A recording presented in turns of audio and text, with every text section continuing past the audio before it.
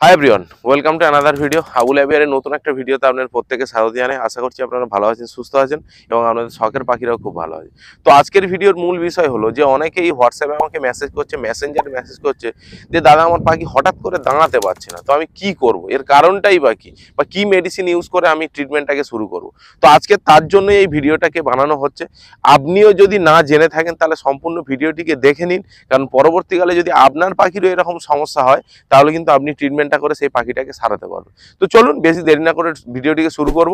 আর যারা ফেসবুক থেকে দেখছেন তারা অবশ্যই কিন্তু আমাদের প্রোফাইলটাকে ফলো করতে ভুলবেন না, এবং যারা ইউটিউব থেকে দেখছেন তারা অবশ্যই কিন্তু সাবস্ক্রাইব বাটনটাকে অন করে রাখবে, কারণ পাখি রিলেটেড বিভিন্ন ইনফরমেটিভ ভিডিও এই চ্যানেলে আপলোড করা হয়। তো চলুন ভিডিওটি দেখুন যে পাখিকে আপনি কি কি খাওয়ালে বা কি কি পাখির ডেফিসিয়েন্সি হলে পাখি পায়ে ঠিকঠাকভাবে দাঁড়াতে পারবে না, সেই বিষয়টা আপনাদের সঙ্গে প্রথমে শেয়ার করি।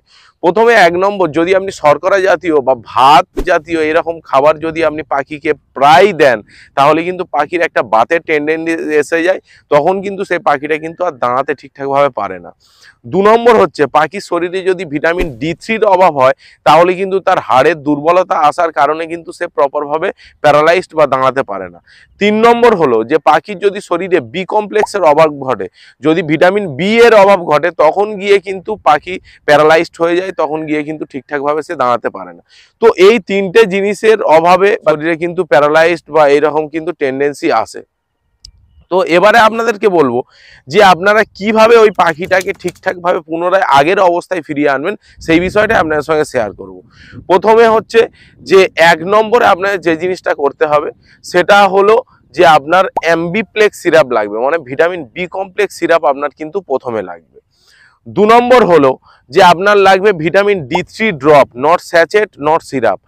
D3 ড্রপ লাগবে, আপনি ভিটানোভা D3 হতে পারে বা D3 মাস্টটা হতে পারে, যে কোনো D3 ড্রপ কিন্তু আপনার লাগবে। যে আপনার এই যে দুটো মেডিসিন তার সঙ্গে আরেকটা জিনিস লাগবে, সেটা হচ্ছে নিওপেপটিন বা যে কোনো প্রোবায়োটিক আপনি কিন্তু ইউজ করতে পারেন, সেটা সিরাপ ফর্মুলা হোক বা স্যাচেট হোক, আপনি কিন্তু ইউজ করতে পারেন। এর পিছনে কারণটা কি?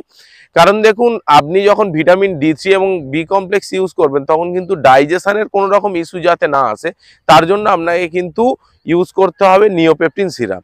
তো এই 3টে মেডিসিনকে আপনি আপনার পাখিকে ইউজ করাবেন কিভাবে? আপনি যদি হ্যান্ড ফিডিং করানো পাখি এরকম অবস্থা হয় তাহলে ওই পাখিকে আপনি যদি দিনে 3 বার খাওয়ান তাহলে 3 বার হ্যান্ড ফিডিং ফর্মুলার সঙ্গে এই 3টে মেডিসিনকে আপনাকে 2 ফোঁটা করে অ্যাড করতে হবে, ভালো করে মিক্সিং করে ওকে হ্যান্ড ফিডিং এর সঙ্গে দিনে 3 বার করে খাওয়াবেন। আর যদি আপনার পাখি অ্যাডাল্ট হয় সেক্ষেত্রে আপনার কিন্তু ওই যে স্টিলের নিডিল হয়, ওই নিডিলওয়ালা কিন্তু হ্যান্ড ফিডিং সিরিঞ্জ আপনাকে ফার্স্ট অফ অল নিতে হবে, না হলে সে এমনি আপনি খাওয়াতে পারবেন না। ওই নিডিলের মাধ্যমে কিন্তু আপনি সিরিঞ্জে টেনে ওর হ্যান্ড ফিডিং ফর্মুলাতে টেনে নেবেন। আর যদি দেখেন যে পাখিটা খাচ্ছে তার সত্ত্বেও এরকম পা হয়ে আছে, তাহলে আপনি ওর যে শোক সিড আছে, ছোলা হোক, গম হোক, মুগ কড়াই হোক বা শোক সিড আপনি যেটা দেন সেটাকে ভালো করে ক্র্যাশ করে নেবেন, নিয়ে ওর সঙ্গে ভিটামিন D3, নিওপেপটিন আর হচ্ছে আপনার অ্যাম্বিপ্লেক্স হোক বা পলিবিয়ন LC হোক, ভিটামিন বি কমপ্লেক্স, 3টে মেডিসিনকে ভালো করে ইউজ করবেন। দেখবেন 5 থেকে 6 দিনের মাথায় ওই পাখিটা পুনরায় আবার আগের মতো কিন্তু হাঁটা চলা শুরু করে দিয়েছে। তো আজকের এই ভিডিও থেকে আপনারা যতটুকু যে জানতে পারলেন, আপনার পাখির যদি পায়ে প্যারালাইজড বা দাঁড়াতে পারছে না এই প্রবলেমটা হয়, তাহলে ডেফিনেটলি ছোট্ট 3টে মেডিসিনের মাধ্যমে আপনি কিন্তু পাখিকে সলভ করে নিতে পারবেন। তো চলুন আজকের ভিডিওটাকে এখানেই শেষ করছি। আগামী ভিডিওতে আবার আপনাদের সঙ্গে দেখা হবে। পরবর্তী কোন বিষয়ের উপরে আপনারা ভিডিও দেখতে যাচ্ছেন অবশ্যই কিন্তু আমাকে কমেন্ট করে জানাতে ভুলবেন না।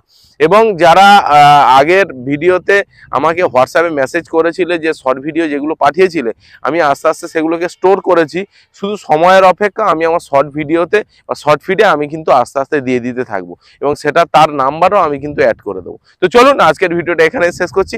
আশা করছি আপনারা ভালো থাকবেন, সুস্থ থাকবেন। ধন্যবাদ।